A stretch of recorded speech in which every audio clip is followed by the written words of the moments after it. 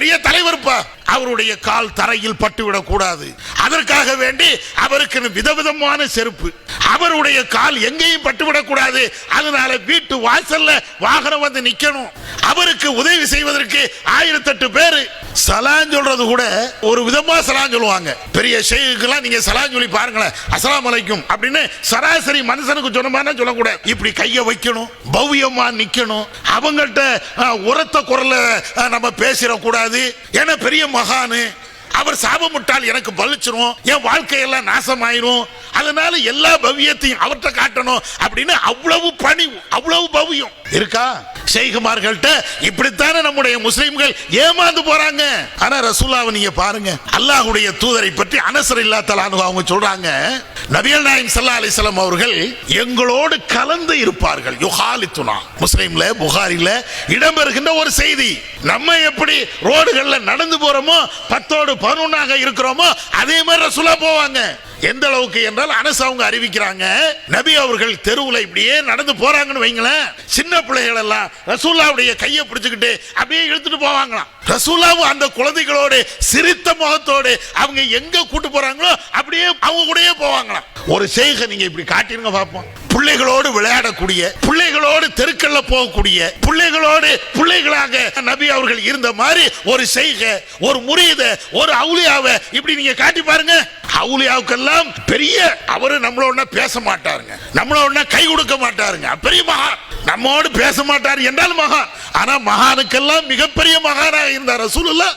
சராசரி மனுஷனாத்தான் இருந்தாங்க. கண்ணியம் நிறைந்த எல்லாம் வல்ல ஏக இறைவனின் நல்லடியார்களே, வல்ல அல்லாஹ்வின் பேரருளால் நாகை மாவட்டம் மஞ்சக்கொள்ளை கிளையின் சார்பிலே இந்த எழுச்சி மிகுந்த பொதுக்கூட்டம் சிறப்பாக நடைபெற்று வருகிறது.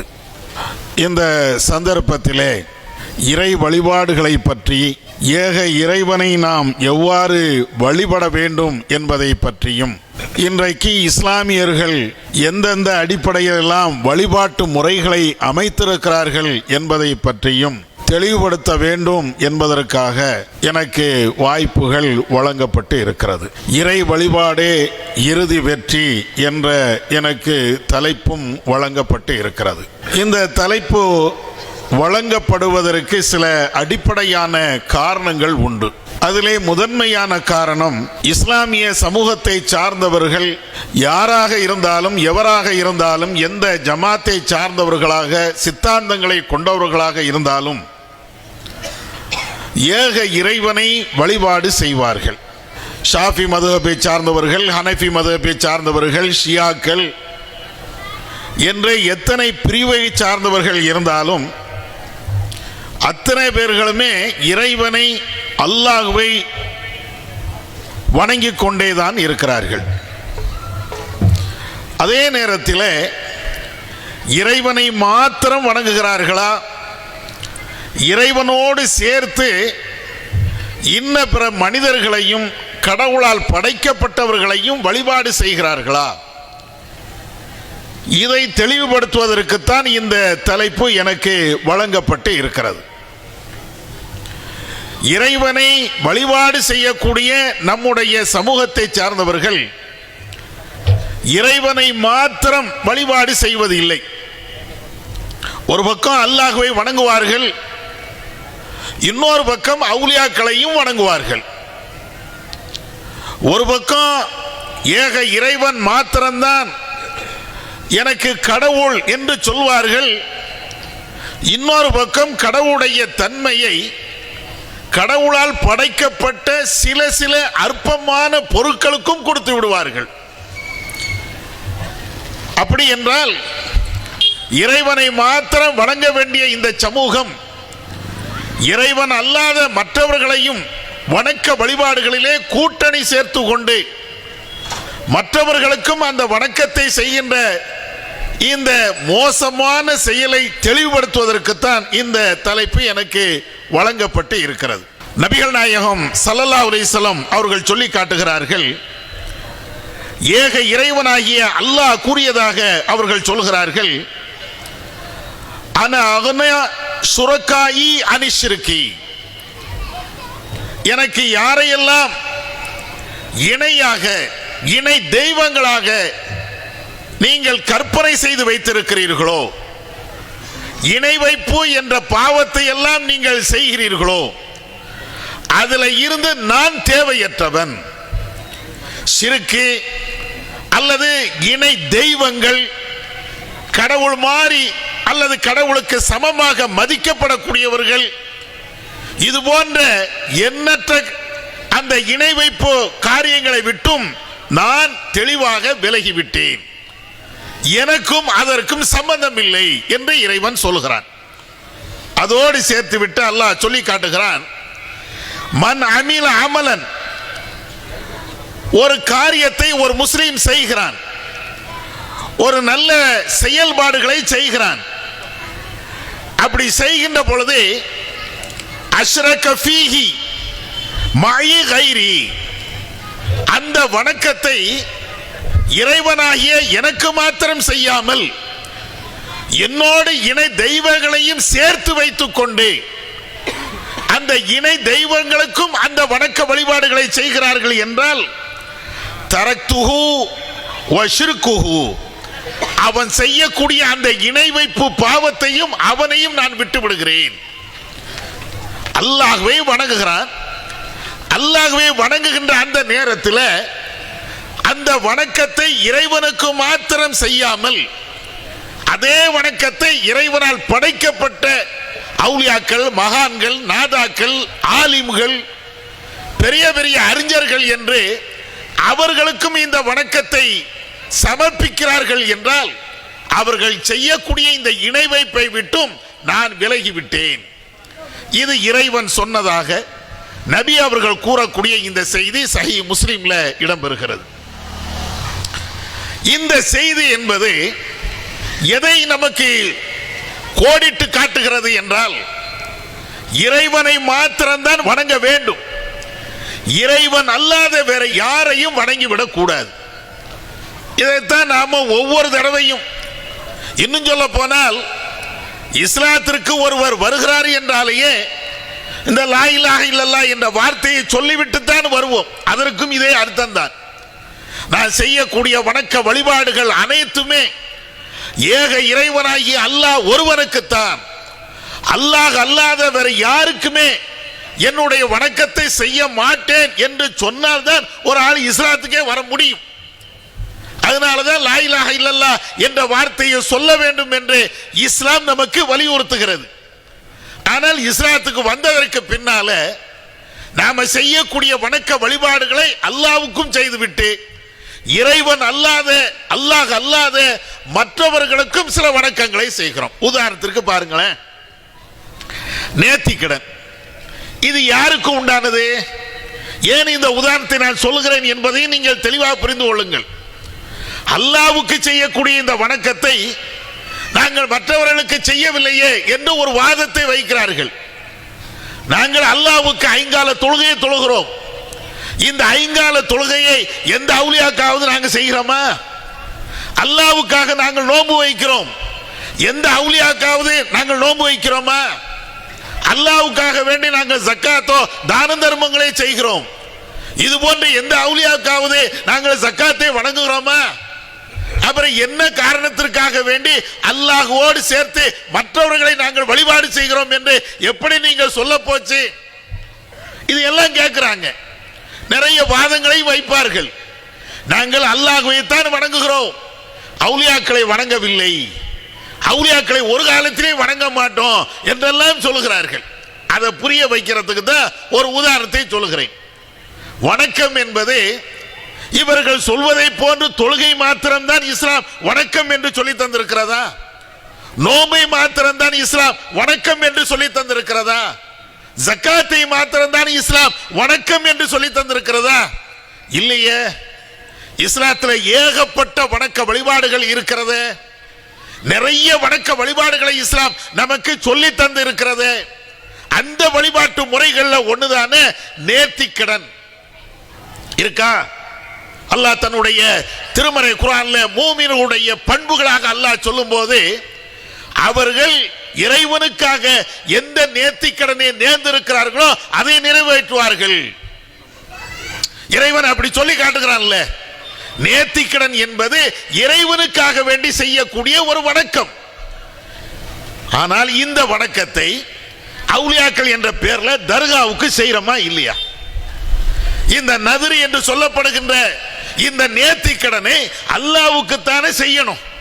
அல்லாஹ்வுக்காண்டி நான் ஒரு தர்மம் கொடுக்கிறேன் அப்படின்னு நேர்த்திக்கடன் வைத்து விட்டேன் என்றால் அது அல்லாஹ்வுக்கு மாத்திரம் தான் செய்யணும்.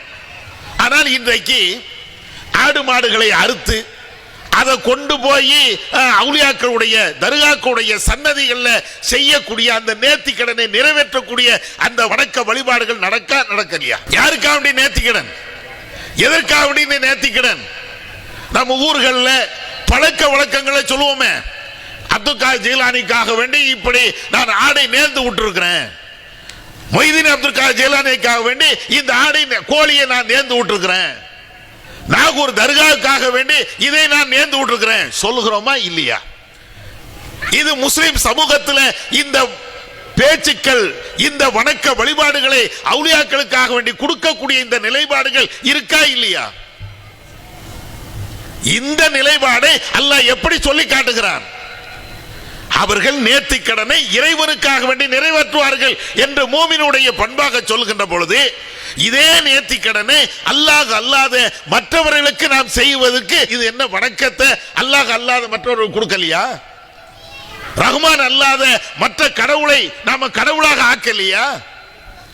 என்ன அல்லாஹ்வை வணங்கல? அல்லாஹ்வை மட்டும்தான் நாங்க வணங்குறோம், அவுலியாக்களை நாங்கள் வணங்கவில்லை, நாதாக்களை நாங்கள் வணங்கவில்லை, பச்சையா செய்றீங்களே. நேர்த்திக்கடன் என்ற இந்த வணக்கத்தை அல்லாஹ்வுக்குத்தான் செய்ய வேண்டும் என்று இறைவன் காட்டி இருக்கின்ற பொழுது, அல்லாஹ் அல்லாத மற்றவர்களுக்கு செய்யக்கூடிய இந்த காட்சி இன்னைக்கு இருக்கா இல்லையா? இத மாதிரி ஒவ்வொன்றா நீங்க பாருங்க.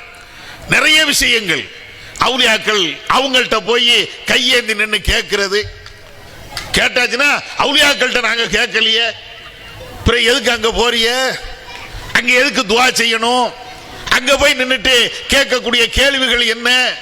சும்மா பூச்சாண்டிக்காண்டி சொல்லக்கூடிய ஒரு வார்த்தை. ஆனால் அவுலியாக்கள்கிட்ட தான் கேட்கிறாங்க. அங்க போய் காணிக்கை செலுத்துகிறார்கள். எதற்காக? தன்னுடைய ஆஜத்து நிறைவேறணும், தேவைகள் நிறைவேறணும். இதெல்லாம் என்ன? நம்முடைய தேவை, நம்முடைய வேண்டுதல், நம்முடைய கோரிக்கை, இது எல்லாம் இறைவன் நமக்கு நிறைவேற்றுவானா, அவுலியாக்கள் நிறைவேற்றுவார்களா? இதெல்லாம் எந்த அடிப்படையில் நாம செய்து கொண்டிருக்கிறோம்? இன்னொரு விஷயம் உங்களுக்கு தெரியுமா? இன்றைக்கு அவுலியாக்கள் என்ற பெயரில் இஸ்லாமிய சமூகம் என்னென்ன காரியத்தை செய்தார்களோ இதைதான் மக்கத்து காபிர்கள் அன்னைக்கு செய்து கொண்டே இருந்தார்கள். நீங்க குர்ஆனை எடுத்து படிச்சு பாருங்க, ஹதீஸ்களை எடுத்து படிச்சு பாருங்கள். இன்னைக்கு அவுலியாக்களை வணக்க வழிபாடுகளை செய்வதை எப்படி நியாயப்படுத்துகிறார்களோ, எப்படி சரி காணுகிறார்களோ, அதற்கு என்னென்ன வாதங்களை எல்லாம் இன்றைக்கு வைக்கிறார்களோ இதைத்தான் அன்றைக்கு மக்கத்து காபிர்கள் செய்தார்கள். என்னென்ன வாதங்கள்னா இன்னைக்கு வைக்கிறாங்க? நாங்கள் அவுலியாக்களை வணங்கவில்லை, அவுலியாக்கள் இடத்தில் எங்களுடைய கோரிக்கைகளை கேட்கவில்லை, அவுலியாக்கள் எங்களுக்காக இறைவனிடத்தில் பரிந்து பேசுவார்கள். இன்னைக்கு சொல்றாங்களா? தர்காவுக்கு போகக்கூடிய நாதாக்களை அல்லது வலிமார்களை நம்பக்கூடிய இந்த மக்கள் அத்தனை பேர்களுமே ஏப்பா தர்காவுக்கு போற, அங்க ஏன் கையேந்தி நிக்கிற அப்படின்னு கேளுங்க. ஒரே பதில், நாங்க அவுலியாக்கள்கிட்ட நேரடியாக குழந்தை தாய் என்று வரத்தை கேட்கவில்லை, வியாபாரத்தில் பரக்கத்தை தாய் என்று நாங்கள் கேட்கவில்லை. அவர்கள் அல்லாஹ்விடத்தில் எங்களுக்காக பரிந்துரை செய்வார்கள். யா அல்லாஹ், இந்த அடியார் கேட்கக்கூடிய கேள்விக்கு அவர்கள் வைக்கக்கூடிய அந்த கோரிக்கையை நீ நிறைவேற்றி என்று அல்லாஹ்விடத்தில் அவர்கள் பரிந்து பேசுவார்கள். நீங்க சொல்றாங்களா? இது யார் பேசிய வார்த்தை நினைக்கிறீங்க? நம்ம அத்தனை பேருக்கும் இதெல்லாம் புதுமையான ஒரு வாதம். ஆமா, நம்ம அவுலியாவை வணங்கலையே அப்படின்னு சொல்லக்கூடியவர்கள் அற்புதமாக வாதத்தை வைத்து விட்டார்கள் என்று நாம நினைக்கிறோமே. ஆனால் இது அபூஜஹல் சொன்ன வாதம், உத்துபாக்கள் சொன்ன வாதம், ஷைபாக்கள் பேசிய வாதம். திருமறை குர்ஆன்ல அல்லாஹ் சொல்லி காட்டுகிறான், மா நஅபுதுஹும் இல்லா லியுகர்ரிபூனா இலல்லாஹி ஸுல்ஃபா. நபி அவர்கள் மக்கத்து காஃபிர்களிடத்தில் பிரச்சாரம் பண்ணுகிறார்கள். எதற்கப்பா குட்டி தெய்வங்களை நீங்கள் வைத்திருக்கிறீர்கள்? அல்லாஹ்வை நம்பத்தானே செய்றீங்க, ரஹ்மானை நீங்க ஏற்றுக்கொண்டு தானே இருக்கிறீங்க, அல்லாஹ்வை நம்பிக்கொண்டு அல்லாஹ்வுக்கு பகரமாக வேறு சில கடவுளை நீங்கள் வைத்திருக்கிறீர்களே, என்ன காரணம்? லாத்தை வைத்திருக்கிறீர்கள், உஸ்ஸாவை வைத்திருக்கிறீர்கள், மனாத்தை வைத்திருக்கிறீர்களே, என்ன? அப்ப அல்லாஹ்வுக்கு உங்களுடைய கோரிக்கைகளை, உங்களுடைய தேவைகளை நிறைவேற்றக்கூடிய ஆற்றல் இல்லையா? நீங்கள் இறைவனிடத்தில் பிரார்த்தனை செய்தால் அந்த பிரார்த்தனையை கேட்கக்கூடிய ஆற்றல், தகுதி ஏக இறைவனாகிய அல்லாஹ்விடத்தில் இல்லையா? நபி அவர்கள் இந்த வாதங்கள் எல்லாத்தையும் வைக்கும் போது ஏன் அந்த கடவுளை நீங்கள் வழிபாடு செய்கிறீர்கள் என்றெல்லாம் கேட்கின்ற பொழுது அவங்க சொன்ன பதில் என்ன? மா நஅபுதுஹும், நாங்கள் அந்த தெய்வங்களை நாங்கள் வழிபாடு செய்யவே இல்லை, வணங்கவே இல்லை. ஆனால் அவங்கள்ட்ட கொண்டு போய் கோரிக்கை வைக்கிறோம். என்ன கோரிக்கை? அல்லாஹ்விடத்தில் எங்களுக்காக வேண்டி பரிந்து பேசுங்கள் என்ற கோரிக்கை தான் வைக்கிறோம். மா நஅபுதுஹும் இல்லா லியுகர்ரிபூனா இலல்லாஹி ஸுல்ஃபா, அல்லாஹ்விடத்தில் அவர்கள் எங்களை நெருக்கி வைப்பார்கள்.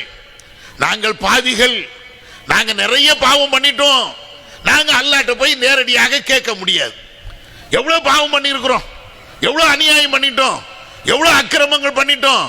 இவ்வளவு அநியாயம் பண்ண நாங்க அல்லாஹ்ட்ட போய் யா அல்லாஹ் என் பாவத்தை மன்னி அப்படின்னு கேட்க முடியுமா? அல்லாஹ் எவ்வளவு பெரிய ஆற்றல் படைத்தவன், எவ்வளவு வல்லமை படைத்தவன், எவ்வளவு சக்தி படைத்தவன். அவனுக்கு முன்னால நிற்கக்கூடிய தகுதி எங்களுக்கு இல்லை. அதனால எங்களுடைய பாவத்தை அவுலியாக்களிடத்தில் சொல்லி, நாதாக்களிடத்தில் சொல்லி, அவர்கள் இறைவனிடத்தில் எங்களுக்கு அப்படி பரிந்து பேசுவார்கள். இப்படி பேசியது யாரு? நம்ம அசரத்துமார் இல்ல, நம்ம ஆலிம்கள் கிடையாது. நம்ம ஆலிம்கள் இந்த வாதத்தை எல்லாம் வைக்கிறார்கள் என்றால் காப்பி அடிச்சாங்க. எங்க இருந்து காப்பி அடிச்சாங்க? அபூஜஹல்கிட்ட இருந்து காப்பி அடிச்சாங்க, உத்பாட்ட இருந்து காப்பி அடிச்சாங்க. அப்ப இது எல்லாம் எதுக்கு நாம் சொல்லுகிறோம் என்றால், இந்த தர்கால போய் வழிபாடு செய்வது, வழிபாடு செய்துவிட்டு நாங்கள் வழிபாடே செய்யவில்லை என்று சொல்லக்கூடிய இந்த வாதம் என்பது உத்பாக்குடைய வாதம், ஷைபாக்குடைய வாதம், மக்கத்து காபிர்கள் பேசிய வார்த்தைகள். இதைத்தான் குர்ஆன்ல அல்லாஹ் சொல்லி காட்டுகிறான். இப்ப என்ன விஷயம் என்ன தெரியுமா? முஸ்லிம்களுக்கு நல்ல தெரியும், அல்லாஹ் ஒருவன் தான் ஆற்றல் படைத்தவன். நோய்க்கு நிவாரணம் தரணுமா? அல்லாஹ் ஒருவன் தான். நம்முடைய தேவைகளை பூர்த்தி செய்யணுமா? அல்லாஹ் ஒருத்தன் தான். நமக்கு நோயை தர வேண்டுமா? அல்லாஹ் ஒருத்தன் தான். ரிஸ்கை வழங்க வேண்டுமா? அல்லாஹ் ஒருத்தன். எல்லாத்துக்கும் தெரியும். இதுல யாரும் மாற்றுக்கிறதுலாம் கொள்ள மாட்டாங்க. ஆனா சில நேரங்கள்ல இப்படி பேசிட்டு அதுக்கு நேர் மாற்றமா நடப்பாங்க. அதற்கு சில வாதங்களை வைப்பார்கள். முதல்ல இந்த அவுலியாக்கள், நாதாக்கள், வலிமார்கள், பெரிய பெரிய ஷேக், முரீது, இப்படி எல்லாம் ஒன்றை நம்புவதற்கு என்ன காரணம்? ஏன் அதை விட்டு வெளியே வரமாட்டேங்கிறாங்க? அவுலியாவுக்கு சக்தி இல்லை என்று அவங்களுக்கும் தெரியும், நம்மளுக்கும் தெரியும். நாதாக்களுக்கு, அடக்கம் செய்யப்பட்ட நல்லடியார்களுக்கு எந்த ஆற்றலும் இல்லை என்று எல்லாத்துக்கும் தெரியும். ஆனால் அந்த அவுலியாக்கள்கிட்ட போறதுக்கு என்ன காரணம்? முதல் காரணம் என்ன தெரியுமா? முதல்ல இவங்க எல்லாருமே ஒரு அவுலியாவை நம்ப வேண்டும் என்றால் அதற்கு அந்த அவுலியாவை பற்றி உள்ள கதைகளை அப்படியே பரப்பி விடுவாங்க. அந்த அவுலியா எப்படிப்பட்டவர் தெரியுமா? இந்த வலியுல்லா எப்படிப்பட்டவர் தெரியுமா? இந்த நாதா எப்படிப்பட்டவர் தெரியுமா? அப்படின்னு சொல்லி அந்த அவுலியாக்களை பற்றி உள்ள செய்திகளை, நாதாக்கள் பற்றி உள்ள கற்பனை கதைகளை ஏதோ உண்மையிலேயே நடந்த ஒரு சம்பவம் மாதிரி அப்படியே வெளியில அப்படியே பரப்பி விடுவாங்க. கதைகளை நீங்க படிச்சு பாருங்க, அவுலியாக்குடைய கதைகளை நீங்க படிச்சு பாருங்க, கொஞ்சம் நெஞ்சமா எழுதி வச்சிருக்கிறாங்க. நம்ம அக்கம் பக்கத்திலையும் ஒரு தர்காவுக்கு போறதா இருந்தால் நம்மள்ட்ட முதல்ல சொல்லித்தரது என்ன தெரியுமா? எங்க நெல்லை மாவட்டத்தில் பிரசித்தி பெற்ற ஒரு தர்கா இருக்கிறது, பொட்டல்பூர் தர்கா அப்படிம்பாங்க. அந்த தர்காவுக்கு போகணும், ஆளை கூட்டு போகணும் அப்படின்னு சொன்னால் முதல்ல சொல்லக்கூடிய விஷயம் என்ன தெரியுமா? குர்ஆன்ல இருக்குப்பா தர்காவுக்கு போகணும்னு, அதனால தர்காவுக்கு போ, இந்த வார்த்தை வராது. ஹதீஸ்ல ரசூலுல்லாஹ் சொல்லி இருக்கிறாங்க தர்காவுக்கு போ, அதனால் நீ போ அப்படிங்கிற வார்த்தை வராது. ஒரு இட்டுக்கட்டப்பட்ட பலவீனமான ஹதீஸ்ல இருக்குது, அதனால தர்காவுக்கு போ அப்படிங்கிற வார்த்தையெல்லாம் வராது. எப்படி கூட்டு போவாங்க தெரியுமா? அங்க ஒரு மரம் இருக்கிறது, அதுவும் வேப்ப மரம். அந்த வேப்ப மரத்தை நீ 40 தடவை சுத்தி வந்தா உனக்கு பிள்ளை வரம் கிடைக்கும். கல்யாணமாகி எத்தனை வருஷம் ஆச்சுமா? 10 வருஷம் ஆச்சு, 15 வருஷம் ஆச்சு, குழந்தை உண்டா? ஒண்ணே இல்லை. புழு பூச்சி இல்லை. எப்படி தங்கும்? அந்த டாக்டர்கிட்ட போனியா? ஆமா முடியாதுன்ட்டாரு. இந்த வைத்தியர்கிட்ட போனா ஆமா அவரும் முடியாதுன்ட்டாரு. ஊர்ல உள்ள எல்லாரையும் பார்த்தாச்சு, ஆனா குழந்தை இல்லை. அதுதான் தப்பு பண்ணிட்ட. நீ அங்கெல்லாம் போகாத, நேர அவுளியாட்ட போ. இத மாதிரி செய். அந்த மரத்தை சுத்தி வா, ஆத்துல இருந்து தண்ணி எடுத்து அதுல ஊத்து, உனக்கு எல்லா பிரச்சனையும் தீந்துரும். இருக்கா? எதை சொல்லி அவுளியாக்கிட்ட போ வைக்கிறாங்க நீங்க பாருங்க. இது நடைமுறையில் உள்ளது.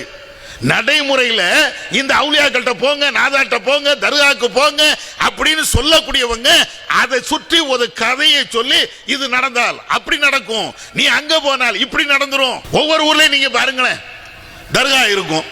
போகும்போதே ஒரு உண்டியல்ல காசு போட்டு போவாங்க. ஏன் காசு போட்டு போறான்? 4 யாசம் கேட்கக்கூடியவங்க இருப்பாங்க, அவங்களுக்கு கூட பிச்சை போடுதானே இல்லையோ, ஆனால் தர்கால உண்டியல போய் காசை போட்டு போறான். ஏன்? என்ன காரணம்?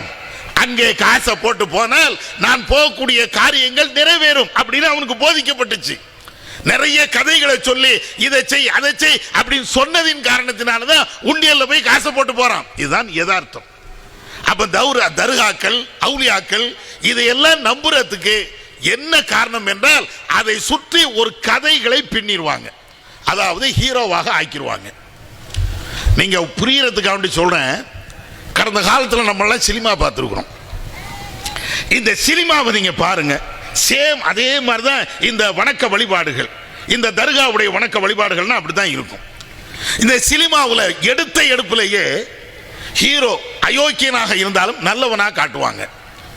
பாரதூரமான காரியத்தை எல்லாம் அவர் செய்யற மாதிரி அப்படியே காட்டுவாங்க. எல்லாத்துக்கும் தெரிஞ்சதுதான்.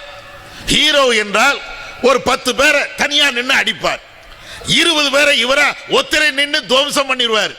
ஒரு ராணுவமே வந்தாலும் துப்பாக்கியால சுட்டாலும் இவர் நின்று அப்படியே நெஞ்ச காட்டுவாரு. துப்பாக்கி எல்லாம் வந்த தோட்டாக்கள் அப்படியே திரும்பி போகும். எல்லாம் படத்துல காட்டுதாங்கல்ல. எதுக்கு அப்படி சொன்னாதான் அவர் ஹீரோ. எந்த படத்திலேயாவது ஹீரோ என்பவன் அவன் செத்து போறான், துப்பாக்கி சுட்டால் உடனே அவன் மரணிச்சிடறான், அல்லது 4 பேர் அடிச்சா இவனால தாங்க முடியல அப்படின்னு பலவீனத்தை எங்கேயாவது காட்டுவாங்களா? காட்டவும் மாட்டாங்க. ஒரு நேரத்தில் பலவீனத்தை காட்டினாலும் அதை சரி கட்டுத மாதிரி அதை விட பயங்கரமான வீரத்தோடி வந்துட்டாரு அப்படின்னு காட்டுவான். ஏன்? அப்படின்னா தான் ஹீரோ, அப்படின்னா தான் அவரை நம்புவோம். அதான் நாடு சீரழிஞ்சு போய் கிடக்குது. அதே மாதிரிதான் நீங்க அவுலியாக்களை நம்பணுமா, ஒரு ஷேகை நம்பணுமா, மற்றவர்களை நம்பணுமா? அவருக்கு மிகப்பெரிய ஆற்றல் இருக்கிறது, பெரிய சக்தி இருக்கிறது அப்படின்னு சொல்லி ஒரு கதையை பரப்புவாங்க. இது லாஜிக்காக இதை எடுபடாது. வாதத்தை வைத்தால் சுக்குநூறாக போயிடும், அது தனி விஷயம். ஆனால் ஒருவரை ஹீரோவாக சித்தரிப்பதற்கு, பெரிய கடவுளாக ஆக்குவதற்கு இதை போன்ற கதைகளை எல்லாம் சொல்லித்தான் பெரிய பெரிய மகான்களை அல்லது பெரிய பெரிய அவுலியாக்களை, பெரிய பெரிய நாதாக்களை இவங்க கடவுளாக ஆக்குனதுக்கு இதுதான் காரணம். நீங்க எந்த அவுலியாவும் நீங்க எடுத்துக்கிடுங்க, எல்லா அவுலியாவுக்கும் பின்னணியில சில கதைகள் தான் இருக்கும். கதைகளை தாண்டி ஹீரோவாக ஆக்கக்கூடிய இந்த செய்திகளை தாண்டி வேற எதுவுமே இருக்காது. ஆனா நீங்க கொஞ்சம் யோசிச்சு பாருங்க, நபிகள் நாயகம் ஸல்லல்லாஹு அலைஹி வஸல்லம் அவங்க காட்டிய இது போன்ற கதைகள், அதை வச்சு ரசூலா வந்தாங்களா? ரசூலுடைய வழிபாட்டு முறைகள் எல்லாத்தையும் நீங்க எடுத்து பாருங்க.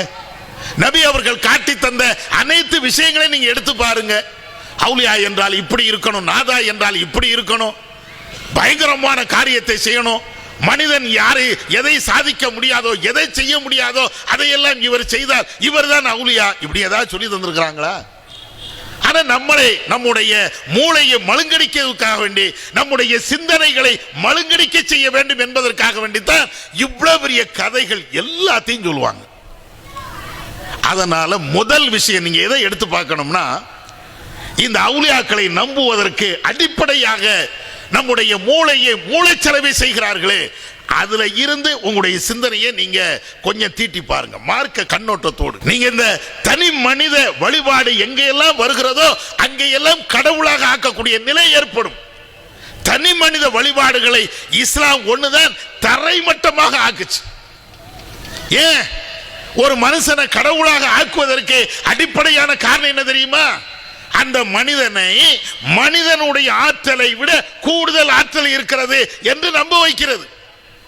சராசரி மனுஷனுக்கு என்ன தகுதி இருக்கிறதோ, என்ன சக்தி இருக்கிறதோ, அந்த சக்தி இந்த அவுலியாவுக்கு இல்ல, இந்த ஷேഖுக்கு இல்ல, அவரோடு பயணம் பண்ண அவருடைய தோழர்களுக்கு இல்ல, இப்படின்னு கதையை கட்டினாங்க. அப்படின்னா நம்ம நம்புவோம்? என்ன மாதிரி உங்களை மாதிரி இருந்தால், என்ன மாதிரி உங்களை மாதிரி இருந்தா ஒரு ஆளை நம்புவோமா? நாமளும் சாப்பிடுறோம், அவரும் சாப்பிடுறாரு, நாமளும் பாத்ரூம் போறோம், அவரும் பாத்ரூம் போறாரு, நாமளும் ஒரு ஆள் நம்மளை அடிச்சா நம்மளுக்கு வலிக்குது, அவரையும் ஒரு ஆள் அடிச்சா வலிக்குது, எல்லாம் சமமாக இருந்தால் பெரிய ஹீரோவாக நம்ம ஏற்றுக்கொள்ள மாட்டோம், பெரிய மகானாக ஏற்றுக்கொள்ள மாட்டோம், பெரிய அசரத்தா கூட ஏற்றுக்கொள்ள மாட்டோம். சராசரி மனுஷன் அவ்வளவுதான் அப்படின்ட்டு போயிருவோம். அப்ப சராசரி மனுஷனை எல்லாத்தையும் தாண்டி மிகப்பெரிய ஆற்றல் படைத்தவர் என்று சொல்வதாக இருந்தால் உங்களை மாதிரி அவர் இல்லப்பா. அவுலியாக்கள் எல்லாம் உங்களை மாதிரியா, நாதாக்கள் எல்லாம் உங்களை மாதிரியா, இப்படிங்கக்கூடிய கேள்விகள் எல்லாத்தையும் கேட்டு அவர் பெரிய ஆளப்பா, அந்த அசத்திட்ட போ, அவர் ஓதி ஊதுனார்னு வையன், அவ்வளவுதான். அவர் ஓதி ஊதி ஒரு தாயத்தை தரட்டுமே, ஒரு நோய் எல்லாம் பறந்துடும். அவர்கிட்ட போய் நீ ஓதிப்பாரு, உன்னுடைய நோய் எல்லாமே குணமாயிரும். ஏன்னா அவர்கிட்ட அவ்வளவு பெரிய ஆற்றல் சக்தி இருக்கிறது. எப்ப ஓதி பார்க்கிறது கூடும் என்றால் இவர்கிட்ட ஓதிப்பாரு, அவர்கிட்ட ஓதிப்பாரு, யார்ட்டையும் ஓதிப்பாரு அப்படின்னு சொல்லணும்ல. அதெல்லாம் மாட்டாங்க. அந்த அசத்திட்ட போய் ஓதிப்பார், அவர் ஒரு துவாவை எல்லாம் சொல்லி தருவாரு, அதை வச்சு நீங்க மந்திரம் செய்யுங்க, அல்லது அதை வச்சு நீங்க ஓதி பாருங்க, எல்லாம் சரியாயிரும். இதெல்லாம் எதுக்கு? ஒரு ஆளை கடவுளாக ஆக்குவதற்கு, ஒரு ஆளை பெரிய மகானாக ஆக்குவதற்கு, ஒரு ஆளை இந்த நம்மள மாதிரி சராசரி மனுஷன் இல்ல, அவர் மேல நீ நம்பிக்கை கொள்ளு என்று சொல்வதற்கு தான் இவ்வளவு பில்டப்களையும் பண்றாங்க. ஆனா நீங்க மார்க்கத்தை படித்தீர்கள் என்றால் ரசூலுல்லாவை விட இந்த உலகத்தில் மிகப்பெரிய அவுலியா யார் உண்டா? அல்லாஹ்வுடைய தூதரை விட இந்த உலகத்தில் சிறந்தவர்கள் யார் உண்டா? அந்த அல்லாஹ்வுடைய தூதர், அந்த தூதரை நம்புவதற்கு எங்கேயாவது பில்டப் கொடுத்திருக்காங்களா ரசூலுல்லா? என்னை பார், என்னுடைய வணக்கத்தை பார், நான் எப்படி எல்லாம் தனிமையில இருந்தேன் என்று பார், இவ்வளவு மனைவி மக்கள் பிள்ளைகள் எல்லாத்தையும் விட்டுட்டு காடை செடிய மணிய அப்படின்னு போகக்கூடிய தகுதி எனக்கு இருக்கிறது, உனக்கு இருக்குதா? இப்படின்னு ரசூலுல்லா என்னைக்காவது பில்டப் போட்டாங்களா? என்னைக்காவது ஒரு ஹதீஸை நீங்க காட்ட சொல்லுங்க. ரசூலுல்லா மிகப்பெரிய சிறந்த நபிமார்கள், அவங்க ஒரு ஆளு, சிறந்த தலைவர்கள், எல்லா மக்களும் போற்றுகிறோம். ஆனால் இவ்வளவு போற்றுகின்ற அந்த ரசூலுல்லாவுக்கு அவங்க பிரச்சாரம் பண்ணுகின்ற பொழுது என்னைக்காவது பில்டப் பண்ணி நான் அப்படிப்பட்டவன், நான் இப்படிப்பட்டவன், மனித சக்தியை விட எனக்கு மிகப்பெரிய ஆற்றல் இருக்கிறது எங்கேயாவது சொன்னாங்களா ரசூலுல்லா? இன்னும் சொல்ல போனால் இஸ்லாத்துல தான் இந்த தனி மனித வழிபாடு எல்லா நேரத்திலும் இஸ்லாம் தரமட்டமாக. நபி அவர்கள் சில அற்புதங்களை செய்வாங்க. அற்புதங்கள்னா ரசூலுல்லா அவங்களுடைய சொந்தமா செய்யறது இல்லை, ரசூலுல்லா மட்டுமில்லை எல்லா நபிமார்களும் அந்த அற்புதங்கள் எல்லாமே இறைவன் செய்து காட்டுவது. இறைவன் அந்த செயலை செய்யும் போது இந்த அற்புதம் நபி அவர்கள் மூலமாக, நபிமார்கள் மூலமாக வெளிப்படும், அவ்வளவுதான். அப்படி வெளிப்படுகின்ற பொழுது கூட ரசூலாவா இருக்கட்டும், நபியாக இருக்கட்டும், அல்லாஹ் என்ன வார்த்தையை பயன்படுத்த நீங்க பாருங்க. மேராஜ் இரவு நபிகள் நாயகம் ஸல்லல்லாஹு அலைஹி வஸல்லம் அவர்கள் விண்ணுலக பயணத்துக்கு போன அந்த சம்பவம் எல்லா முஸ்லிம்களுக்கும் தெரியும். ஆனா அது ரஜப்ல கொண்டாடுறாங்க, அது இஸ்லாத்தில் இல்லை. அன்னைக்கு பள்ளிவாசல்ல சீரியல் செட்டு போடுவாங்க, அது இஸ்லாத்தில் இல்லை. புனித முக்கிய இரவு என்ற அடிப்படையில் இரவு நேரத்தில் வணங்குவார்கள், பகல் நேரத்தில் நோன்பு வைப்பாங்க, அது எல்லாம் இஸ்லாத்தில் இல்லை. ஆனா நபி அவர்கள் மேராஜுக்கு போனது உண்மை. இது அல்லாஹ் குர்ஆன்ல எப்படி சொல்றான் நீங்க பாருங்களேன். சுப்ஹானல்லதி அஸ்ரா பி அப்திஹி லைலம் மினல் மஸ்ஜிதில் ஹராம் இலல் மஸ்ஜிதில் அக்ஸா. அல்லாஹ் சொல்லி காட்டுவான், அல்லாஹ்வே தூய்மையானவன், அல்லாஹ்வே தூய்மையானவன். எந்த அல்லாஹ் தன்னுடைய அடியாரை மஸ்ஜிதுல் ஹராம் காபாவிலே இருந்து மஸ்ஜிதுல் அக்ஸா வரையிலையும் இரவு நேரத்தில் அழைத்து சென்றானே அந்த அல்லாஹ் சிறந்தவன். எப்படி சொல்லுகிறான் நீங்கள் அந்த வார்த்தையை பாருங்க. இன்னைக்கு ஒரு ஆளு ஒரு நடுநிசி நேரத்தில் அல்லது ஒரு இரவு பகல்ல பல ஆயிரம் கிலோமீட்டர் போயிட்டு வரலாம், அந்த வாகன வசதி இன்னைக்கு இருக்கிறது. ஆனா நபியுடைய காலகட்டத்தில் அந்த மாதிரி வாகன வசதி கிடையாது. ஒரு இடத்துல இருந்து இன்னொரு இடத்துக்கு போறதா இருந்தால் பஸ் கிடையாது, ஏன் சைக்கிள் கூட கிடையாது. இன்னைக்கு விண்ணுலகத்துக்கு போறதுக்கு ராக்கெட் போன்ற நவீன கருவிகள் இருக்கிறது. நபியுடைய காலகட்டத்தில் இங்க இருந்து திருவாரூருக்கு போறதா இருந்தா ஒரு நாள் ஆகி போயிடும். அவ்வளவு கஷ்டம். ஒண்ணு ஒட்டகத்துல போனோம், அல்லது குதிரையில போனோம், அல்லது கோவேறு கழுதையில போனோம், அல்லது நடந்து போகணும். ஆனால் அந்த நேரத்தில் நபி அவர்கள் பல ஆயிரக்கணக்கான கிலோமீட்டர் தூரத்தை ஒரே இரவுல அவங்க போயிட்டு வராங்க, கடந்து சென்று வருகிறார்கள் என்றால் அது ஆச்சரியம் இல்லையா? ஒரு அற்புதம் இல்லையா? இந்த அற்புதத்தை இறைவன் எப்படி சொல்லி காட்டுகிறான் என்றால், முகமது என்ற ஒரு நபியால் செய்யக்கூடிய செயல் அல்ல இது. இது இறைவனாகிய முகமதை நபியாக அனுப்பிய ஏக இறைவனாகிய என்னுடைய ஆற்றல். இதுல முகமது நபி என்ற அந்த தனி மனிதருக்கு எந்த சிறப்பும் இல்லை. அவங்க போனாங்க அப்படின்னு சொன்ன நான் நிரப்ப கூட்டிட்டு போனேன். ரசூலுல்லாஹ்வுடைய சொந்த அறிவுனால, அவங்களுடைய வல்லமையினால, அவங்களுடைய ஆற்றல்னால இதையெல்லாம் சாதித்து காட்டினாங்களா? இறைவனாகிய நான் சாதித்து காட்டினேன். முகமது நபியை மேராஜுக்கு கொண்டு போனது, முகமது நபியை இரவு நேரத்தில் நான் விண்வெளிக்கு கொண்டு போனது, அது எல்லாம் என்னுடைய ஆற்றல். நான் தூய்மையானவன். ஏன் இதை சொல்லணும்? ஒரு அற்புதத்தை நிகழ்த்தி காட்டுகின்ற அந்த நேரத்திலும் கூட அந்த அற்புதம் என்பது ஒரு தனி மனுஷனால் ஏற்பட்டது அல்ல, இறைவனால் படைக்கப்பட்ட யாருக்கும் அது சாத்தியம் இல்லை, கடவுளாகிய எனக்குத்தான் சாத்தியம். எப்படி அதை புரிய வைக்கிறான் பாருங்க. இல்லைன்னா என்ன நடக்கும்? ரசூலுல்லாஹ்வை கடவுளா ஆக்கிடுவாங்க. இன்னைக்கு ஆக்கியிருக்கிறாங்க, தனி மேற்று. ஆனா நபி அவர்களை அன்னை காலத்திலேயே கடவுள். ரசூலுல்லாஹ்வுடைய ஆற்றலை பார்த்தீர்களா? அல்லாஹ்வுடைய தூதருடைய ஆற்றலை, வல்லமையை நீங்கள் பார்த்தீர்களா? யாரும் செய்ய முடியாத ஒரு காரியத்தை அவர்கள் செய்து விட்டார்கள் அப்படின்னு சொல்லுவாங்க இல்லையா? அல்லாஹ் அங்க அடி கொடுக்கிறான். ரசூலுல்லாஹ் போனது உண்மை, பல கிலோமீட்டர் ஒரே இரவுல போனது உண்மை. ஆனால் அது நபி அவர்களால் நடந்த, நபி அவர்களுடைய சொந்த முயற்சினால் நடந்தது அல்ல, படைத்தவனால் நடந்தது. அது அல்லாஹ் பறைசாற்றுகிறான். அதனாலதான் நபிகள் நாயகம் ஸல்லல்லாஹு அலைஹி வஸல்லம் அவர்கள் ஒவ்வொரு சந்தர்ப்பத்திலையும் தான் மனுஷன்தான், தான் மனுஷன்தான் அப்படிங்கறது பிரச்சாரமாகவே மக்கள்கிட்ட சொல்லுவாங்க. ஏன்? தன்னை கடவுளை ஆக்கிட கூடாது, கடவுளுக்கு ரொம்ப நெருக்கமானவர், எனவே நானும் கடவுள் என்று மனிதர்கள் நினைத்து விடக்கூடாது அப்படிங்கிறதுக்காக வேண்டி ஒவ்வொரு நேரத்திலும் பிரச்சாரம்.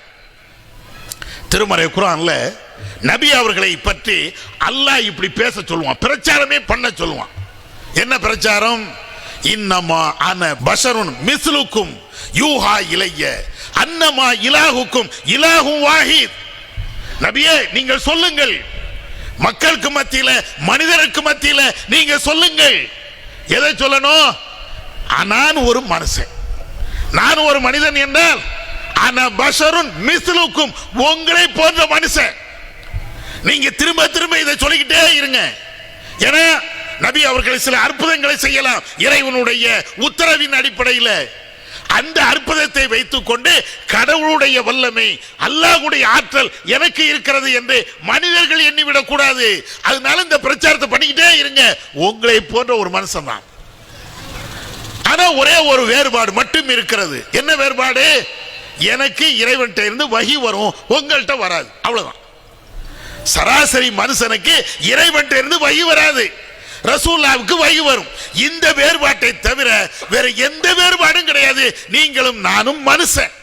இன்னும் சொல்ல போனால் நபி அவர்களுக்கு கடவுளுடைய தன்மை இருக்கும் என்றால், அல்லாஹ்வுடைய ஆற்றல் இருக்கும் என்றால் அந்த மனிதர்கள் அன்னைக்கு ஏத்திருப்பாங்க.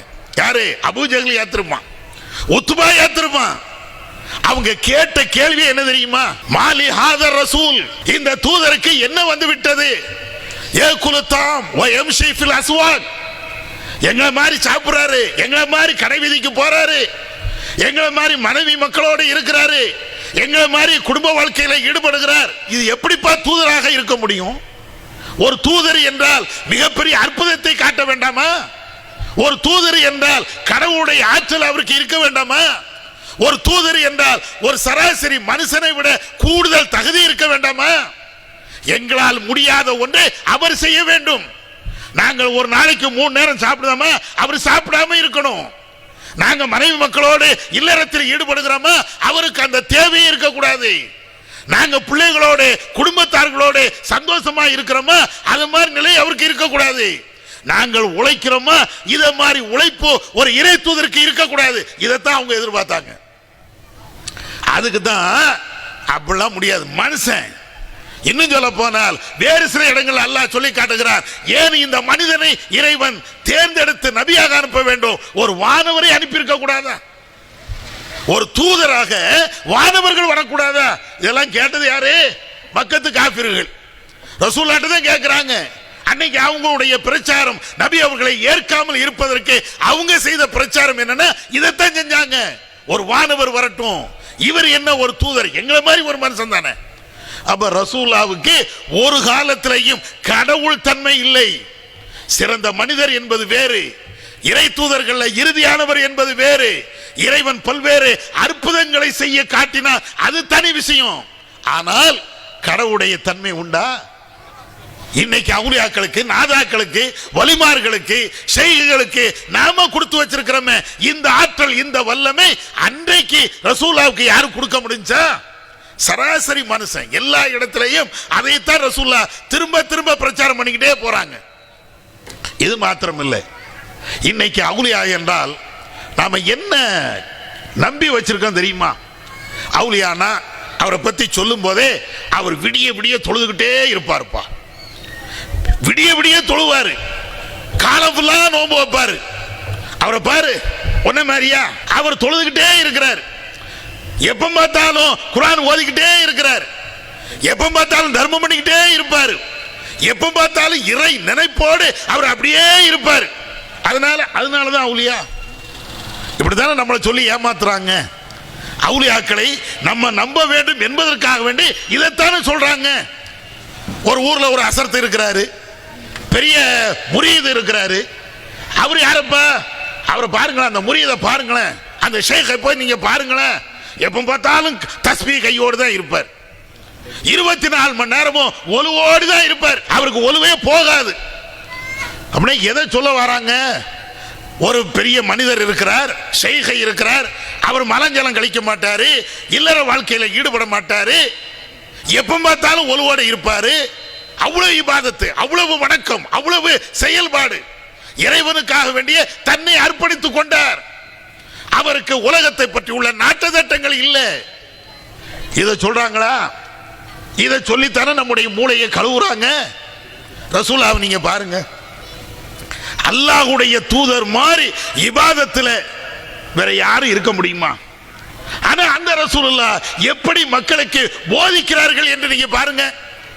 நபிகள் நாயகம் ஸல்லல்லாஹு அலைஹி வஸல்லம் அவங்க காலகட்டத்தில் ரசூலுல்லாஹ்வுடைய வாழ்க்கையை பார்த்து சில பேர் என்ன செய்கிறார்கள் என்றால் இரவு ஃபுல்லா வணங்குறாங்க, சில பேர் பகல் ஃபுல்லா நோன்பு, சில பேர் என்ன செய்றாங்க, மனைவி மக்கள் யாரும் எங்களுக்கு தேவையில்லை, எப்ப பார்த்தாலும் இபாதத்து இப்படின்னு முடிவெடுக்கிறாங்க சஹாபாக்கள்.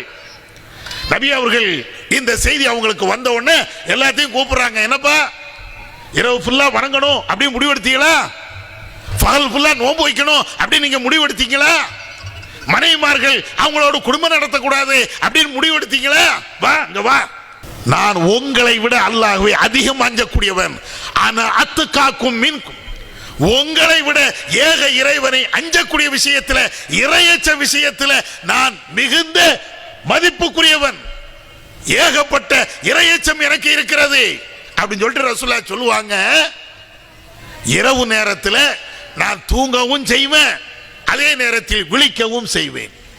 சில நாட்கள் நான் நோன்பு வைப்பேன், சில நாட்கள் நோன்பு வைக்காமலும் இருப்பேன். என்னுடைய மனைவிமார்களோடு நான் இல்லறத்திலையும் ஈடுபடுவேன். இதுதாப்பா நானு. என்ன 24 மணி நேரம் வணக்கம், நாங்க இரவு ஃபுல்லா வணக்கம். இது ரசூலுல்லாஹ் என்ன சொல்றாங்கன்னா, ஒரு அவுலியாவுக்கு தகுதி இல்லைன்னாங்க, ஒரு பெரிய மனுஷனுக்கு தகுதி இல்லை, தகுதியான ஒரு செயல் இல்லைன்னாங்க ரசூலுல்லாஹ். ஆனா இன்னைக்கு எதை வச்சிருக்கிறோம்? அவுலியா என்றால் 24 மணி நேரம் வணங்கிட்டே இருப்பார். அவுலியா என்றால் அவர் 24 மணி நேரம் குர்ஆன் ஓதிக்கிட்டே இருப்பார். அவுலியா என்றால் தூங்கவே மாட்டார். ரசூலுல்லாஹ் அதைத்தான் உடைக்கிறாங்க. அப்படி கிடையாது. ஒரு அவுலியா என்றால் அப்படி இருக்கக்கூடாது. நான் அவுலியா, நான் வலி, நான் அல்லாஹ்வுக்கு அஞ்சக்கூடிய மனிதன், நான் எப்படி தொழுகிறேன் பார், நான் எப்படி நோன்பு வைக்கிறேன் பார். ரசூலுல்லாஹ் அப்படி இல்லை. இன்னும் சொல்ல போனால், யாரை நாம மகான் என்று நினைக்கிறோமோ, பெரிய பெரிய ஆள் என்று யாரை நினைக்கிறோமோ, அந்த ஆட்களுக்கு பில்டப் கொடுத்து வச்சிருப்போமா இல்லையா? அவங்கள நீங்க பாருங்க, எப்படி இருப்பாங்க தெரியுமா? வெளி உலகத்துக்கே வரமாட்டாங்க. அப்படியே வந்தாலும் அந்த ஷேக் வருவதற்கு போவதற்கு தனி வாகனம், அவருக்கு உதவி செய்வதற்கு 1008 பேர் நிற்பாங்க. அவர் வருகிறார் என்றால் வருகிறார் வருகிறார் வருகிறார், விலகு விலகு அப்படிம்பாங்க. இருக்கா? இன்னைக்கு அரசியல் தலைவர்கள் எல்லாத்துக்கும் அதான வச்சிருக்கிறாங்க. தனி மனித பிம்பத்தை ஏற்படுத்தி ஒரு தலைவர் வருகிறார், விலகு. என்னப்பா, அவர் சாப்பிட மாட்டாரா? அவர் பாத்ரூம் போக மாட்டாரா? அவருக்கு சிறுநீர் வராதா? அவருக்கு உலகத்தினுடைய ஆசாபாசங்கள் எதுவுமே இருக்காதா? ஆனா நம்ம என்ன நினைக்கிறோம், என்னை விட பெரிய தலைவர்ப்பா. இதைத்தான் ஆன்மீக தலைவருக்கும் கொடுத்து வச்சிருக்கிறாங்க. அரசியல் தலைவருக்கும் அதுதான், ஆன்மீக தலைவருக்கும் அதுதான். இப்ப இந்த ஆன்மீக தலைவருக்கு நம்ம கொடுத்து வச்சிருக்கக்கூடிய மதிப்பை நீங்க பாருங்க. அவருடைய கால் தரையில் பட்டுவிடக் கூடாது, அதற்காக வேண்டி அவருக்கு விதவிதமான செருப்பு, அவருடைய கால் எங்கேயும் பட்டுவிடக் கூடாது. அதனால வீட்டு வாசல்ல வாகனம் வந்து நிக்கணும். அவருக்கு உதவி செய்வதற்கு 1008 பேர். சலான் சொல்றது கூட ஒரு ஒரு விதமா சலான் சொல்லுவாங்க. பெரிய ஷேக்குலாம் நீங்க சலான் சொல்லி பாருங்களேன், அஸ்ஸலாமு அலைக்கும் அப்படின்னு சராசரி மனுஷனுக்கு சொன்னமான சொல்லக்கூடாது. ஷேக்குகளுக்கெல்லாம் சலான் சொல்றதா இருந்தால் இப்படி கையை வைக்கணும், பவ்யமா நிக்கணும். அவங்கள்ட்ட உரத்த குரல்ல நம்ம பேசிடக்கூடாது. ஏன்னா பெரிய மகானு, அவர் சாபமிட்டால் எனக்கு பலிச்சிரும், என் வாழ்க்கையெல்லாம் நாசமாயிரும். அதனால எல்லா பவ்யத்தையும் அவர்கிட்ட காட்டணும் அப்படின்னு அவ்வளவு பணிவு, அவ்வளவு பவ்யம் இருக்கா? ஷேகுமார்கள்ட்ட இப்படித்தானே நம்முடைய முஸ்லிம்கள் ஏமாந்து போறாங்க. ஆனா ரசூலுல்லாஹ் நீங்க பாருங்க, அல்லாஹ்வுடைய தூதரை பற்றி அனஸ் ரலியல்லாஹு அன்ஹு அவங்க சொல்றாங்க, நபிகள் நாயகம் ஸல்லல்லாஹு அலைஹி வஸல்லம் அவர்கள் எங்களோடு கலந்து இருப்பார்கள். யுஹாலித்துனா, முஸ்லிம்ல புகாரில இடம்பெறுகின்ற ஒரு செய்தி. ரசூலுல்லாஹ் எப்படி இருப்பார்கள் என்றால் மனிதர்களோடு கலந்து இருப்பாங்களா. அப்படின்னா என்ன அர்த்தம்? நம்ம எப்படி கடைகளுக்கு போறோமோ அது மாதிரி ரசூலுல்லாஹ் கடைகளுக்கு போவாங்க. நம்ம எப்படி ரோடுகள்ல நடந்து போறோமோ 10ஓடு 11ஆக இருக்கிறோமோ அதே மாதிரி ரசூலுல்லாஹ் போவாங்க. எந்த அளவுக்கு என்றால் அனஸ் அவங்க அறிவிக்கிறாங்க, நபி அவர்கள் தெருவுல இப்படியே நடந்து போறாங்கன்னு வைங்களேன், சின்ன பிள்ளைகள் எல்லாம் ரசூலுல்லாஹ்வுடைய கையை பிடிச்சுக்கிட்டு அப்படியே இழுத்துட்டு போவாங்களாம். ரசூலுல்லாஹ் அந்த குழந்தைகளோடு சிரித்த முகத்தோடு அவங்க எங்க கூட்டு போறாங்களோ அப்படியே அவங்க கூடயே போவாங்களாம். ஒரு ஷேக நீங்க இப்படி காட்டிருங்க பார்ப்போம். பிள்ளைகளோடு விளையாடக்கூடிய, பிள்ளைகளோடு தெருக்கல்ல போகக்கூடிய, பிள்ளைகளோடு பிள்ளைகளாக நபி அவர்கள் இருந்த மாதிரி ஒரு ஷேக, ஒரு முரீத, ஒரு அவுலியாவை இப்படி நீங்க காட்டி பாருங்க. அவுலியாவுக்கெல்லாம் பெரிய, அவரு நம்மளோட பேச மாட்டாருங்க, நம்மளோட கை கொடுக்க மாட்டாருங்க, பெரிய மகான். நம்மோடு பேச மாட்டார் என்றால் மகான், நம்மளோடு குடும்பம் நடத்த மாட்டார் என்றால் பெரிய மகான், நம்மள மாதிரி கல்யாணம் பண்ண மாட்டார் என்றால் பெரிய மகான். எங்க கொண்டு போய் வச்சிருக்கிறோம்? பிள்ளைகளோடு பேசாத, குழந்தைகளோடு நடக்காத, குழந்தைகளோடு விளையாடாத இவர்கள் எல்லாம் மகான். ஆனா மகானுக்கெல்லாம் மிகப்பெரிய மகானாக இருந்தார் ரசூலுல்லாஹ், சராசரி மனுஷனாத்தான் இருந்தாங்க. இன்னொரு செய்தி தெரியுமா? நபிகள் நாயகம் ஸல்லல்லாஹு அலைஹி வஸல்லம் அவர்கள் அப்துல்லா இப்னு அம்ர் என்ற ஒரு நபித்தோழருடைய வீட்டுக்கு போறாங்க. வீட்டுக்கு போன உடனே அவங்க ரசூலுல்லாஹ் கேட்குறாங்க, என்னப்பா என்ன விஷயம்? அப்போ அவங்க சொல்றாங்க, அல்லாஹ்வின் தூதரே, நான் என் வீட்டில் ஒரு இடத்துல தொழக்கூடிய இடமாக ஆக்கணும். நபிகள் நாயகம் ஸல்லல்லாஹு அலைஹி வஸல்லம், எந்த இடம் உனக்கு வேணும்? இல்லை இந்த இடம். அப்படியா, ஒரு பாயை கொண்டு வா. அது என்ன பாய்? இன்னைக்கு இருக்கிற மாதிரி நல்ல சொகுசான பாய் கிடையாது. அன்னைக்கு சராசரியா எல்லா வீடுகளிலும் இருக்கக்கூடிய ஒரு பாய். அது என்ன? ஈச்ச மர ஓலைகள் இருக்கா இல்லையா, அதால் செய்யப்பட்ட பாய். அந்த பாய் மேல எங்கேயோ கொண்டு வச்சிருக்கிறாரு. அது பாதி பூசண முத்து இருக்குது. அதை எடுத்து ரசூலுல்லாஹ்க்கு விரிக்கிறாங்க. அதுல கொஞ்சம் தண்ணியை தொளிக்கிறாங்க. ரசூலுல்லாஹ் அந்த பாயில நின்று தொழுகிறாங்க. இத மாதிரி நம்ம அசரத்துக்கு செய்வோமாங்க? நம்ம ஊர்ல இருக்கக்கூடிய அசரத்துக்கு இத மாதிரி ஒண்ணு செய்வோமா? அசரத்து வாராரு அப்படின்னு சொன்னா வீடே அப்படியே பரபரப்பா மாறிடும். ஆலிம்சா வராங்க, அசர்த்து வராங்க. நம்ம என்ன சாப்பிடுவோமோ அந்த சாப்பாடு அவருக்கு கிடையாது. சிறப்பான சாப்பாடு, பிரியாணி தான் கொடுக்கணும், சிக்கன் பொரிச்சு தான் கொடுக்கணும். ஏன்னா பெரிய மகான்ல, பெரிய பெரிய ஆட்கள்ல, பெரிய பெரிய ஆட்கள்னா அவர் அவ்வளவு இபாதத்து உலக நாட்டமே இல்லைன்னு சொல்லுவாங்க. ஆனா பெரிய பெரிய மகான், பெரிய பெரிய செய்திகள்லாம் எதை விரும்பி சாப்பிடுமோ அதை விதவிதமா கொடுப்பாங்க. இதுதான் வித்தியாசம். அவர் என்னென்ன விரும்புகிறாரோ எல்லாத்தையும் கொடுக்கிறது. ஏசி இல்லாத ஒரு ஆலிம்சாவை பார்த்தது உண்டா? ஏசி இல்லாத ஒரு மகானை பார்த்தது உண்டா? ஏசி இல்லாத ஒரு பெரிய செய்கை நீங்க பார்த்தது உண்டா? அவர் கார்ல போனால் ஏசி, வீட்டில் உட்கார்ந்தா ஏசி, அதுவும் 18 பாயிண்ட்ல இருக்கணும், அவ்வளவு குழுகுழுப்பா இருக்கணும். கேட்டா இவரு உலகத்தை திறந்து வரான். என்னடா உலகத்தை திறந்துட்டாரு? ஆனா நம்மளாவது ஏசி இல்லாம உட்கார்ந்துட்டு இருப்போம், கொசுக்கடியில உட்கார்ந்துட்டு இருப்போம். ஒரு பெரிய மகான் என்கிறீர்களே, ஷேக் என்கிறீர்களே, முரீது என்கிறீர்களே, அவரால் ஒரு நடுத்தருவில் உட்கார முடியுதா? கொசுக்கடியில உட்கார முடியுதா? ஏசி இல்லைன்னா உட்கார முடியல. சகல உலக வாழ்க்கையும் அவர் பயன்படுத்துகிறார். கேட்டா மகான். ஆனா ரசூலுல்லாஹ் நீங்க பாருங்க, பிள்ளையோடு பிள்ளையாக, மக்களோடு மக்களாக, எல்லாரோடும் சேர்ந்து போறாங்க. இன்னொரு செய்தியை பாருங்களேன். ஜாபிர் இப்னு அப்துல்லா அவங்களுக்கு உடம்பு சரியில்லை, அவங்கள போய் விசாரிக்க போறாங்க ரசூலுல்லாஹ். அப்படி விசாரிக்க போகும்போது ஜாபிர் இப்னு அப்துல்லா அவங்க சொல்றாங்க, நபி அவர்கள் என்னை விசாரிக்க வருகிறார்கள். வாகனத்துல கூட வரல, கோவேரி கழுத அதுல கூட ஏறி வரல, ஒட்டகம் இருந்தது அதுல கூட ஏறி வரல. தெருவுல சராசரி மனுஷன் எப்படி நடந்து வந்தார்களோ அப்படிதான் நடந்து வருவார் ரசூலுல்லாஹ். அப்படிதான் வந்தாங்க. வேறு வேறு செய்திகள்ல நீங்க பார்த்தீங்கன்னா நபி அவர்களுடைய அந்த வரலாறு நீங்க படிச்சு பாருங்க. நபி அவர்கள் ஒரு நபித்தோருடைய வீட்டுக்கு போறாங்க. ரசூலுல்லாஹ் வந்திருக்கிறாங்க. ரசூலுல்லாஹ் வந்தா அவங்களுடைய இருக்கிறதுக்கு ஒரு வசதியான ஒரு இடத்தை செஞ்சு கொடுப்போமே அப்படின்னு சொல்லி ஒரு தலைவாணியை எடுத்து கொடுக்குறாங்க. இதுல உட்காருங்க. நம்ம வந்தா என்ன செய்வோம்? சேரை போடுவோம், மெத்தையை போடுவோம்.